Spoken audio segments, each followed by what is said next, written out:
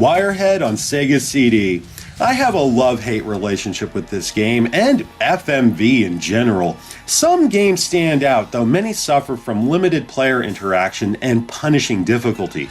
So often they consist of simple QuickTime events with little deviation. Wirehead isn't that dissimilar, but there's a bit more variety and even a ridiculous story that left me dumbfounded many times over. You take control of Ned Hubbard, a seemingly ordinary man with exception to this bizarre hearing aid. Through this ridiculous movie, we learn that it's not a hearing aid, but some kind of strange wireless device that keys into Ned's central nervous system. The person using the controller can override Ned's commands and make him do stupid shit, which his dumb children take full advantage of. Good grief. Anyway, Ned receives a video containing a vague warning from his doctor, telling Ned to get out of town. The good doctor says not to worry because a friend, that's you, will guide Ned via the controller. When the tape cuts out, as if on cue, there's a knock at the door. Oh no, generic bad guys posing as FBI agents, whatever shall we do? Finally, the game is on. Whenever a decision appears, you're given one of 3 or 4 choices. There are some occasions in which you enter combat mode and you get to punch or kick somebody, but these sequences are sparse. More often than not, you're just using the D-pad. Fatality. It doesn't seem all that different from Dragon's Lair, but Wirehead does offer alternate pathways. For example, I need to escape my neighborhood and reach the airport. There's a long, convoluted route getting there where I bump into some woman carrying groceries, avoid being hit by a car far too many times, and... what the fuck? This one really had me stumped. There's a lemonade stand and I have 4 options. The first time I played this, I used up 3 of them before I pressed down. It never occurred to me that Ned could lie on his back on a fucking skateboard and just ride underneath the table and hop into a waiting van that's going to the airport. How fortunate! Although there's a bit long before you ever meet the broad with the groceries where Ned takes a ramp, flies through the air, landing in a woman's Jeep, which she's totally okay with. Yeah, because this shit happens all the time. If that isn't stupefying enough, she even gives Ned a lift to the airport. Only in the movies, man. I mean, video games, I guess. This right here is the one reason I keep playing. Wirehead is so outrageously goofy that I'm really curious to see how the next scene plays out. I mean, look at this. The mad scientist has Ned right where he wants him, and he's like, #me too. It's fucking crazy.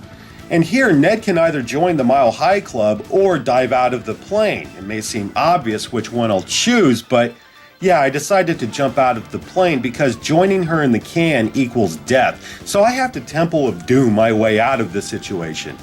Oh, you thought I was kidding? Oh no, this is some Indiana Jones shit right here.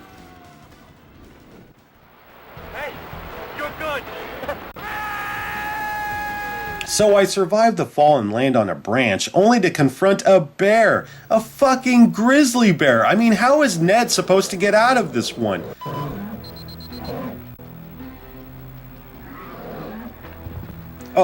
Oh, you have got to be shitting me.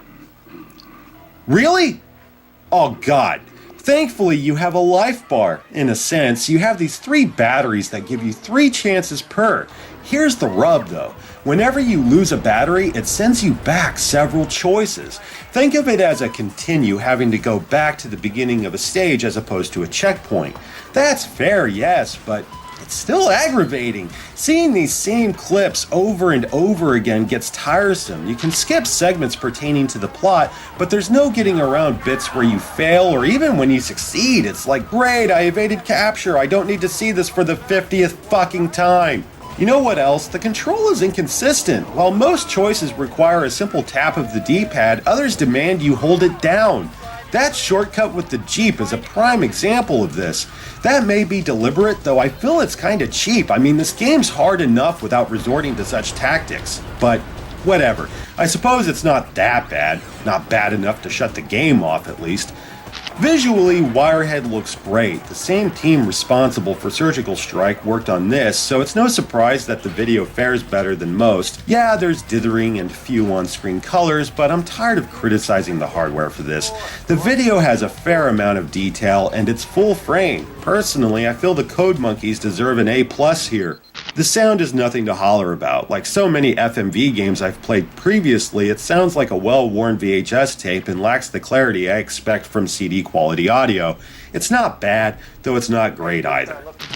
So, is Wirehead worthy of recommendation? I'll say yes. FMV games aren't for everybody, and I'm not entirely sure if Ned's misadventures are entertaining enough to change one's opinion of the genre. If you're at all curious, you can do a damn sight worse than Wirehead.